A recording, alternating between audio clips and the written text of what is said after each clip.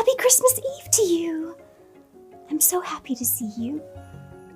I was just about to make my way to my favorite stargazing spot to catch the first stars of twilight. There's something extra magical about the stars on Christmas Eve, especially when it's crisp and cool and the air is clear. It's as if they've all moved closer to extend an invitation to come and join their cosmic dance.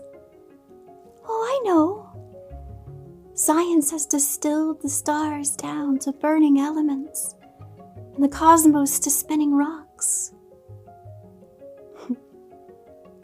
But from time immemorial, the Imago Dei have always known that the stars were a realm of fact and a realm of myth, for we've inscribed them with our own myths and entrusted them with our hopes and dreams. Yes, science says that space is void, but one of the great pioneers of the realms of myth and the frontiers of truth, C.S. Lewis, wrote in his space trilogy that they were not void at all, but filled with angelic activity and life, beyond what we can imagine. I like that version much better. Space filled with angelic activity just beyond the perception of humans. Of course, that is until they want to be seen. Like the night Jesus was born, when they came to announce his birth to the shepherds outside the city of Bethlehem. They came to announce the birth of the King of the cosmos, the least of these. But that seems to be the way with Jesus, doesn't it?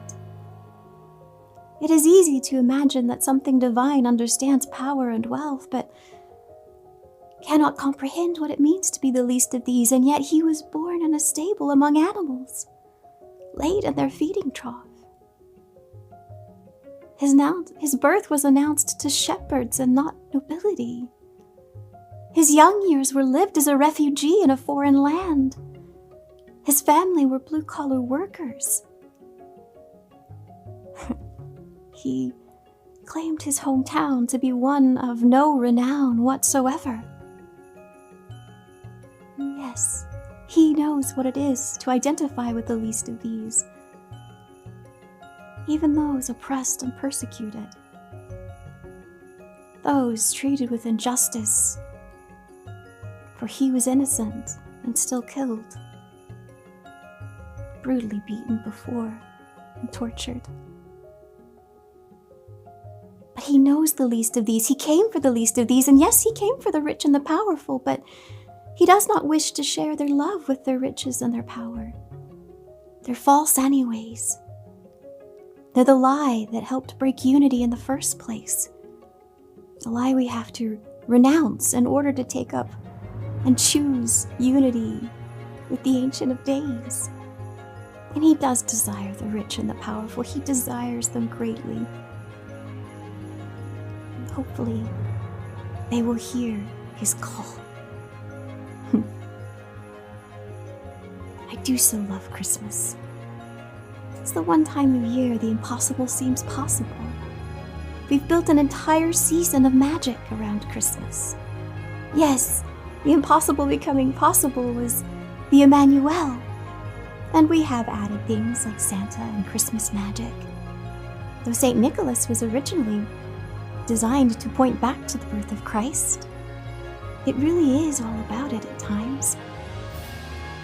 But the whole world has somehow been infected with this moment that we're willing to suspend our disbelief and believe in magic and in the impossible, in something so far beyond ourselves, beyond our wealth, beyond our power, beyond our hurt, beyond our poverty, beyond all of the pain and the suffering.